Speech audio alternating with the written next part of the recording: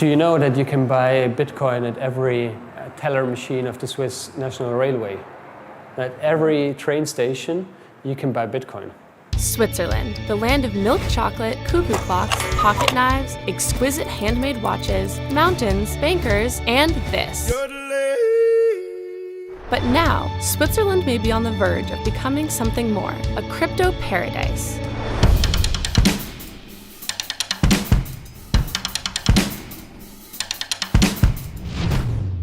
Hi, I'm Molly Jane from Cointelegraph, and we're coming to you from Zug. It's also known as the Crypto Valley, and Switzerland has been called the Crypto Nation, so we've come here to check it out. Long before Bitcoin was a gleam in Satoshi Nakamoto's eye, the city of Zug knew how to attract money. With a 14% corporate tax rate, one of the lowest in the world, it became home to nearly 30,000 companies, almost as many as there are people in the town. Now, Zug is home to more than 400 crypto enterprises, all happily ensconced in what has become known as Switzerland's Crypto Valley. And a gorgeous valley it is, with a large lake set against the backdrop of Switzerland's ever-snowy alpine peaks. It's almost beautiful enough to make us forget why we're here. We managed, however, to bring our eyes down from the mountains to meet with Dolphy Mueller, the mayor of Zug, who has presided over a policy of accepting Bitcoin to pay for some city services, making him, in a sense, the crypto mayor. Everybody in the world was interested what happens in Zug because we have been the first.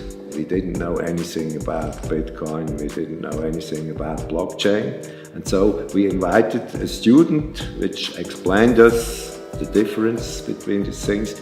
We started it 2 years ago. Now we have about 50 or 55 payments, not more. And it's only Bitcoin. It's not Bitcoin Cash, it's Bitcoin. From June 25th to July 1st, 2018, Zug held Switzerland's first blockchain-based municipal referendum. The vote, which was non-binding, used the city's new digital ID system. Here is a good place. Let's start an experiment with the so-called digital ID based on blockchain. Every year in summertime, we have a great party at the lakeside of Zug, and there is a firework.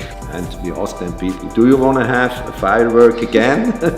Yes or no? And in Switzerland, a referendum, that's something holy. Has all this converted the mayor into a real crypto hodler? I'm not interested in cryptocurrency for myself. Despite the crypto mayor's lack of personal enthusiasm, get with the program, fella. Zug's experiments with crypto are breaking new ground, and city services aren't the only things you can buy with it there.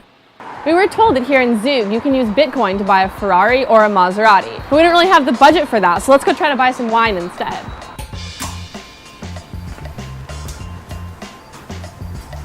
Hello. Hi. Can I recommend you something? Yes, I'm looking to buy some nice wine, preferably from Switzerland, but I'd like to pay in Bitcoin. Can I do that here? Yeah, of course, yeah. Oh, great. You can just take this one that you just looked. It's a very nice wine. It's a Syrah. Paying with crypto was as easy as scanning a QR code. And the wine was delicious. So we left Zug and drove to Lucerne, another important city on the crypto map of Switzerland. Here, its prestigious university is offering courses on cryptocurrency and blockchain. Hey, now we're over here at the Lucerne University of Applied Sciences and Arts, where students can pay for everything with Bitcoin and other cryptocurrencies. Let's go talk to the dean. We have several programs that are focused on blockchain technologies and distributed ledger, so which are small ones, which only last for 2 days. We give a short insight. And we also have a longer program, which lasts for about 4 months, where we really actually get deep inside view in these activities. And right now, for next semester, we're also starting in the bachelor program with courses dedicated to blockchain and distributed ledger. All of which makes perfect sense, since the university president's last name is Hodl. So the universities are into it. But what about Swiss officialdom? Later that day, we met Thomas Moser, an alternate member of the board of Switzerland's central bank, who has been a bit of a downer about blockchain technology, at least according to the news. That was fake news. It's fake news. Actually, I didn't say it that way. What I said is that I think for innovation and technology to take the next step, it has to be something else than just a copy of existing products. The innovations in money usually came from the private sector. If you think of the banknote, that was not an invention by the state, that was not an invention by the central bank, that came from the private sector, from the commercial banks. And then people started to complain about it because there was fraud, a lot of people lost money, and then eventually got regulated as a first step, and as a second step it got nationalized. That's clearly something that could be also repeated with cryptocurrencies. We had our conversation with Thomas Moser on the embankment of Lake Zurich, just a few steps from his office in the central bank. The next day we were nearby at Bahnhofstrasse 3, the financial center of Zurich and its most expensive street. This is the address of Trust Square, the former home of a private Liechtenstein bank and now the largest blockchain hub in Switzerland. So Trust Square is a technology hub specialized on blockchain, and the history behind this is that several blockchain entrepreneurs wanted to have a community. So we have 40 blockchain companies here from different backgrounds. We want to focus more on working with the universities and with the corporates. All floors of the Trust Square are full of all sorts of blockchain startups, from students with some crazy spaceship ideas to more down-to-earth insurance projects. And these blockchain incubators are in high demand. We have, over 400 players already in Switzerland, and the government is very pro-business, very helpful. It's a very decentralized culture, and it's really in line what I think blockchain and crypto assets are. FINMA is trying to move the whole crypto asset business into more regulated security token. FINMA, the financial regulator, categorizes the tokens based on the underlying economic function: payment tokens, utility tokens, and asset tokens. But what drives this whole process is that every ICO can send the description of its projects to FINMA, and within just 4 to 8 weeks, receive a clear statement whether regulatory provisions are applicable. As a result, in 2017, $1.5 billion were raised in ICOs in Switzerland, the second largest amount of money raised after the US. I would say that 1 year ago an ICO would cost you roughly 500,000 Swiss francs. I think nowadays you're more and more looking towards the 1 million range here. Now, welcome to the Crypto Villa, a 19th century mansion that formerly housed another private bank from Liechtenstein that went bankrupt due to money laundering schemes. It is now the home of Crypto Finance AG, a case of the new money literally replacing the old money. So is it common in Switzerland that bankers from the traditional financial industry go crypto? Yeah, more and more.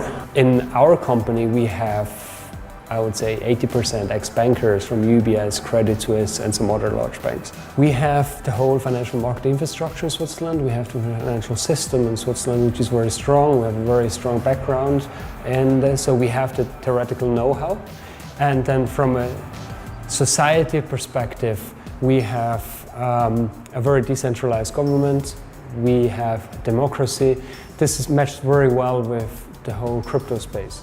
How difficult is it to open an account for a crypto or blockchain company? It's very difficult. There's only a handful of banks here in Switzerland that openly communicate that they want to have ICO clients open a bank account there. One of the problems still is that cryptocurrencies and Bitcoin still have this reputation of being used for illicit or criminal activities. And how beautiful will the ending be for cryptocurrency here? Let's just say that the signs are gorgeous. So is Switzerland a crypto nation after all? Currently, I say yes, we are a crypto nation on a very early stage, but we have everything to really become a big hub for crypto offering. So there's a high probability that we will see unicorns coming out of Switzerland in the next few years, because I think the foundation is in place. In the future, the blockchain technology will be a base technology that is used in a lot of applications, and the people actually won't realize that they're using a blockchain. I think at that stage we still have to think about what would it mean for monetary policy. What would it mean for financial stability? The question would also be, would there still be private banks? Would they still have a role in the payment system? We have to overcome some of our own hurdles and take some risks and move forward, because the competition is not sleeping. We'll give the final word to our favorite crypto mayor. I will be finished my work end of this year, and I always say it was a very beautiful final of my time as a mayor of Zug.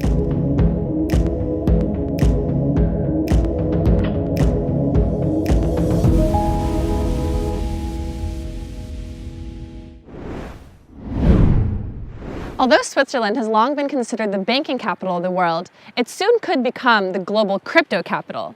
However, I think that cryptocurrencies and Bitcoin still have a long way to go before they see widespread usage.